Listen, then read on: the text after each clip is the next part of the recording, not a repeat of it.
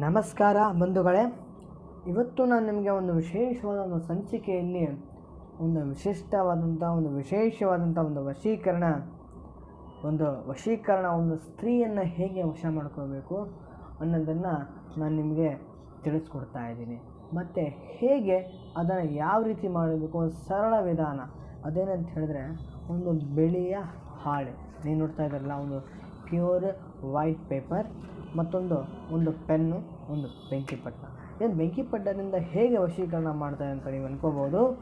ವಶೀಕರಣ ಹೇಗೆ ಅಂತ ಹೇಳಿದ್ರೆ, ನಾನೀಗ ಸಿಂಪಲ್ ಆದಂಥ ಒಂದು ವಶೀಕರಣವನ್ನು ನಾನು ನಿಮಗೆ ತಿಳಿಸ್ಕೊಡ್ತಾ ಇದ್ದೀನಿ.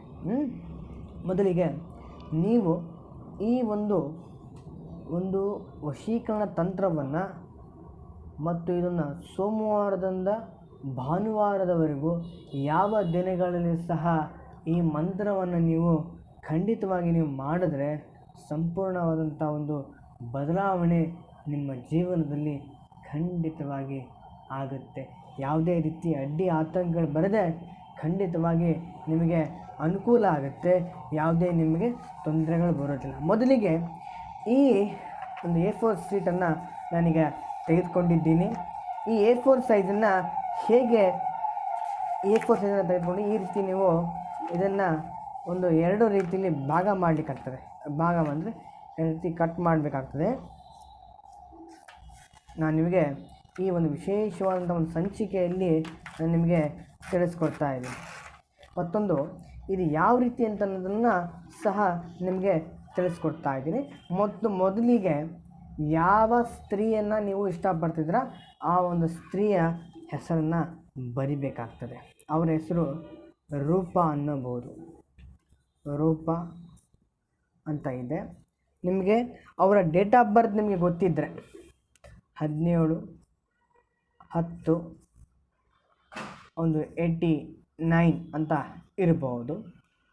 ಅಥವಾ ನಿಮಗೆ ರೂಪಾ ಅನ್ನೋ ಡೇಟ್ ಆಫ್ ಬರ್ತ್ ಗೊತ್ತಿಲ್ಲ, ಹುಟ್ಟಿದ ಸಮಯ ಗೊತ್ತಿಲ್ಲ ಅಂತ ಹೇಳಿದರೆ, ನೀವು ಅವರ ಒಂದು ಮುಖಚೇಹರೆಯನ್ನು ಅವರನ್ನು ಒಂದು ಮನಸ್ಸಲ್ಲಿ ನೆನೆಸ್ಕೊಂಡು ಅವರ ಹೆಸರು ರೂಪಾ ಅಂಥೇಳಿ 2 ಬಾರಿ ಬರೆದು ಓಂ ಅಂತ ಬರೆದು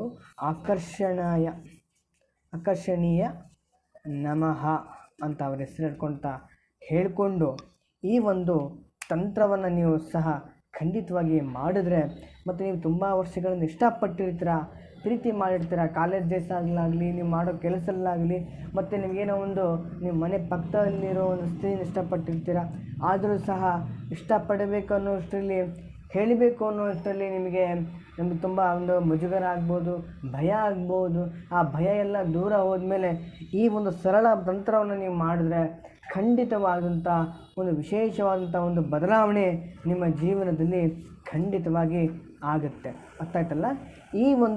ನಾನೀಗ ಅವರ ಹೆಸರನ್ನು ಸುಡ್ತಾ ಇದ್ದೇನೆ. ಅವರ ಬರೆದಿರುವ ಹೆಸರನ್ನು ನಾನು ಈ ರೀತಿ ನಿಮಗೆ ಸುಟ್ಟು ತೋರಿಸ್ತಾ ಇದ್ದೀನಿ. ಈ ರೀತಿ ಸುಡಬೇಕಾಗುತ್ತೆ ಅವರ ಹೆಸರು. ಮತ್ತೊಂದು ಈ ರೀತಿ ಸುಡ್ತಾ ಇರೋದನ್ನು ನೀವು ನೋಡ್ತಾ ಇರ್ಬೋದು. ಅರ್ಥ ಆಯ್ತಲ್ಲ?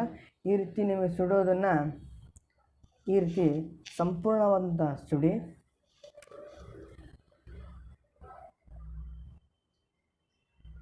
ಅರ್ಥ ಆಯ್ತಲ್ಲ? ಈ ರೀತಿ ಸುಡುವುದಂಥ ಒಂದು ಸ್ತ್ರೀ ವಶೀಕರಣ ಪ್ರಯೋಗ. ಈ ಪ್ರಯೋಗವನ್ನು ಸುಟ್ಟ ನಂತರ ಇಲ್ಲಿರೋದು ಕಾಣ್ತಾ ಇದೆಯಲ್ಲ, ಈ ಬೂದಿಯನ್ನು ನಾನು ಹೇಳೋ ಪ್ರಕಾರದಲ್ಲಿ ನೀವು ಖಂಡಿತವಾಗಿ ಮಾಡ್ಕೊಂಡು ಹೋದರೆ ಸಂಪೂರ್ಣವಾದಂಥ ಒಂದು ವಶೀಕರಣ ನಿಮ್ಮ ಜೀವನದಲ್ಲಿ ಖಂಡಿತವಾಗಿ ಯೋಗ್ಯ ರೀತಿಯಲ್ಲಿ ಖಂಡಿತವಾಗಿ ಆಗುತ್ತೆ. ಇದನ್ನು ಒಳ್ಳೆಯ ರೀತಿಯಲ್ಲಿ ನೀವು ಬಳಸ್ಕೋಬೇಕಾಗ್ತದೆ, ಕೆಟ್ಟ ರೀತಿಯಲ್ಲಿ ಬಳಸ್ಕೋಬಾರಂತ ನನ್ನ ವಿನಂತಿ.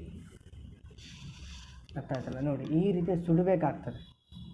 ಈ ರೀತಿ ಸುಟ್ಟು ಇವರಲ್ಲಿ ಎಲ್ಲ ರೀತಿಯ ಒಂದು ಬದಲಾವಣೆ ಮಾಡಬೇಕಾಗ್ತದೆ. ಅರ್ಥ ಆಯ್ತಲ್ಲ? ಈ ರೀತಿ ಸುಟ್ಟ ನಂತರ ಬರುವ ಬೂದಿಯನ್ನು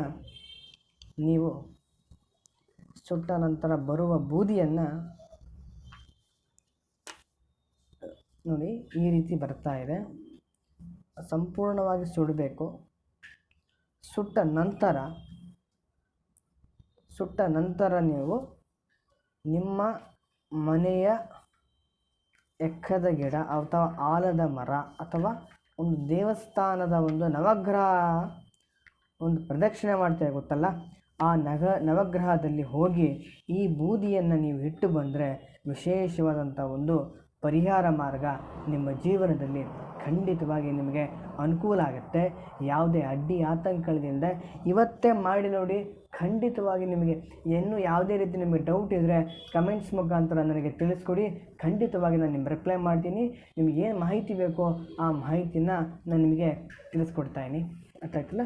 ನೀವು ಇನ್ನೂ ನಮ್ಮ ಚಾನಲ್ನ ಸಬ್ಸ್ಕ್ರೈಬ್ ಆಗಿಲ್ಲ ಅಂದರೆ ಈ ಕೂಡಲೇ ಸಬ್ಸ್ಕ್ರೈಬ್ ಆಗಿ, ಶೇರ್ ಮಾಡಿ, ಕಮೆಂಟ್ ಮಾಡಿ.